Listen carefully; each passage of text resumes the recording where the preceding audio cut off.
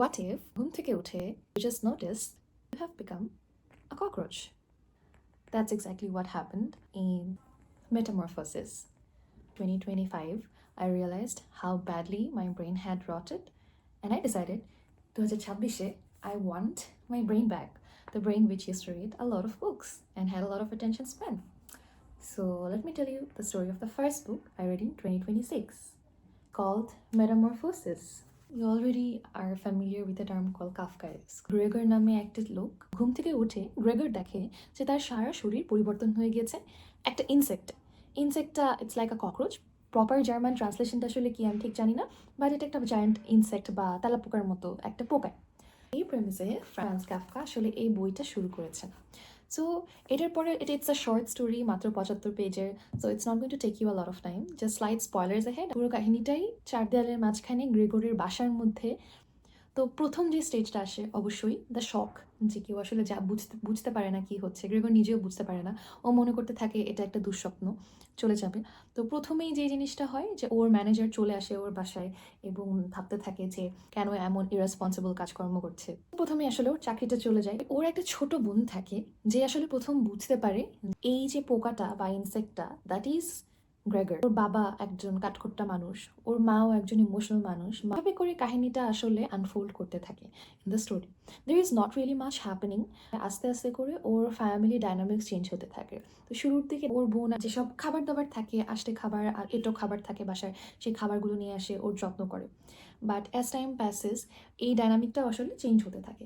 ওর ফ্যামিলিতে প্রথমে যেটা থাকে শখ, তারপরে একটা ছোটোখাটো আশা থাকে ওর ও হয়তো ওর আবার আগের রূপে ফেরত আসবে। তারপর আস্তে আস্তে রিয়ালিটি সেট ইন করে। রিয়ালিটি সেট ইন করার পরে দেখা যায় যে ওর আসলে পরিবর্তন হচ্ছে না অ্যান্ড সারা জীবন এভাবেই থেকে যাবে। আসলে নাটকীয় আর তেমন কিছু হয় না। এই যে জার্নিটা, এটার মাঝখানে আসলে সমাজে অনেক রিয়ালিটি উঠে আসে। প্রথম রিয়ালিটিটা হচ্ছে যে ওকে সবাই প্রাধান্য দিত। He was a breadwinner of the family. It focuses a lot on the transactional nature of human relationships, যে আমরা আসলে সব কিছুই হয়তো দেনা পাওনারই একটা সম্পর্ক। কেন দেনা পাওনার কথা বলছিলাম? কারণ দেখা যায় যে শুরুতে যদিও বোনটা ওর যত্ন নিচ্ছিল, আস্তে আস্তে রিয়ালিটি সেট ইন করে।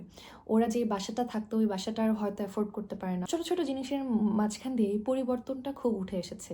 ও যেন ঠিকমতো দৌড়াদৌড়ি করতে পারে, কিছু হয়তো ক্লিন করে দিচ্ছিল। তারপর আস্তে আস্তে দেখা যায় ওটাকে একটা স্টোর রুমে পরিণত করে। বাসার মধ্যে ঝগড়াঝাটি হয়, ওদের ইমোশনাল ব্রেকডাউন হয় ফ্যামিলির মধ্যে। মনে হয় ওরা অনেক রুট কথাবার্তা বলে ফেলে গ্রেগরকে নিয়ে। নিজেরা যার যার এমপ্লয়মেন্ট নেয়। ওর আস্তে আস্তে ওর গুরুত্ব কমতে থাকে ফ্যামিলিতে। একটা পর্যায়ে সে আসলে বার্ডেন হয়ে যায়।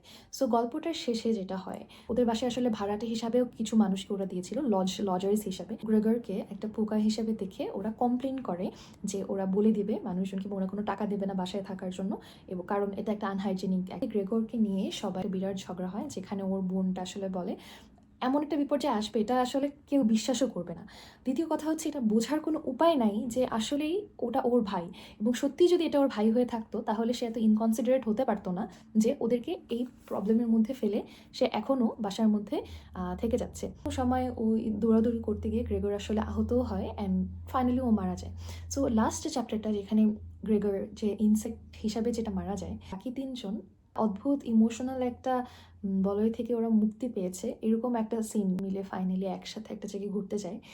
দে ফিল লাইক যে it is easier two grieve about someone and move on. আমাদের লাইফটা কিভাবে কাজ করে এই জিনিসটা রিফ্লেক্ট করে। মানে প্রথম দিকে শক অ্যান্ড এভরিথিং থাকে, মনে করে এটা মুভ অন করতে পারবে না, এটা ক্যারি করতে পারবে। কিন্তু আসলে মানুষের জীবনের নেচারটাই এরকম যে no matter what kind of grief comes on upon you, you move on. In order to keep moving on, in order to go on in life and do all the things you need to do, you have to keep your grief behind. At times, act like it is not happening. It is not possible to all the time actively feel the grief.